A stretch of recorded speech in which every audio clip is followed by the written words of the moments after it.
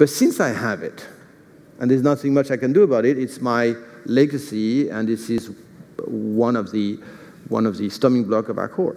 Why don't I think about it differently, and how could I transform a weakness into a force?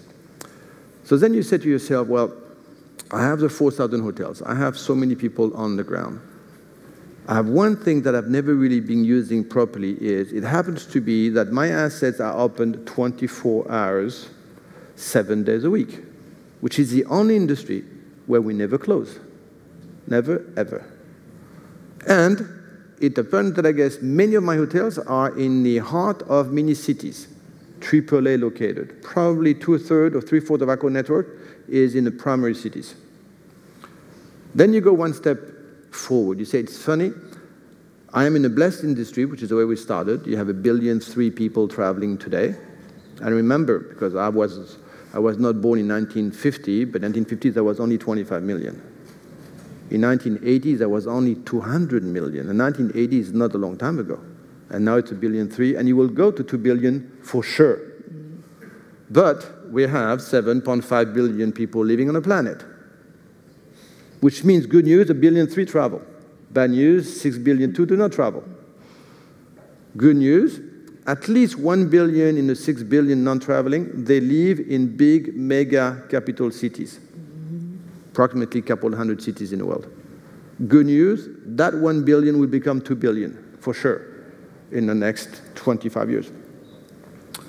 Good news, many of those people have smartphones, and they are technology geared, and they are using the Amazon, the Facebook, the eBay of the world because it enhances their quality of life, and they like it. And they were going to be using Google Home and other devices. So why can't we, as a hospitality sector, offer to the non-travelers, local inhabitants, local merchants, the way for them to access my asset open 24 hours, 7 days a week? Because they actually need it. It's called Accor Local, so we're launching a big test. It's been launched for the last 4 months in 90 hotels today in France, on making basically opening the gates. And I know that guy will never use the room because he lives next door. He does not need the room. And when we launched it, Stephanie, is I sat down with we first launched it in Paris, so we had like 10 general managers, Ibis, Novotel, Mercure, Sofitel, many different brands. And the 10 GMs in front of me, male and female, they were very excited about basically these initiatives. So I was there and I said, how well do you know your neighborhood? Oh, Monsieur Bazin, and how long have you been in your current position? On average, we're 3 years. And each of them told me, no, we know very well the neighborhood in which the hotel is located. I said, well, that's good. So let me test you. Give me, please, first name, last name of the pharmacist, the florist, the pricing, those local merchants next to you. Only one of the 10 knew the name of the florist or the butcher or the pharmacist. I bet you, if you ask the local merchant, if he knows the name of the local, he will know their name inside out. I said, guys, you don't know your neighborhood. And I don't blame you. You don't know it because you've been serving outsiders, people coming from a different town, different city, different country. So if you want Accor Local to work, the first thing you have to do, would you please be humble, introduce yourself to those local guys because they're actually going to need you. And you know what the test shows us, which is normal common sense. When you go to your laundry and pressing shop next door, this is probably where you have the best loyalty between a customer and a service provider. Because you want to do it 50 meters, 100 meters away from your home, because you're not going to be going in a taxi or in a train with all your laundry to be done.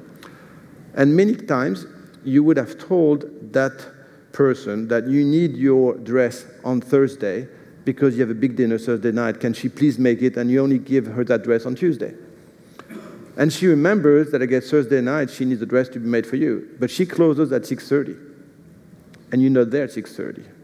So what does she do? She probably has to stay open, but she really don't know whether you've been forgetting that your dress is there and how long she has to stay open. But she doesn't want you to miss your dinner. So now, that service provider is sending an SMS to her client and say, please don't leave your office, no stress. Your address is at the Novotel reception 50 meters from here. Pick it up, they're waiting for you. You're happy, he's happy, I'm happy, because all of a sudden you're going to be entering my Novotel, which you've never done before. And maybe you're going to say, wow, it's nicer than I expected, there's a bar here, maybe I can have a coffee. Then I may have you as a customer of some sort.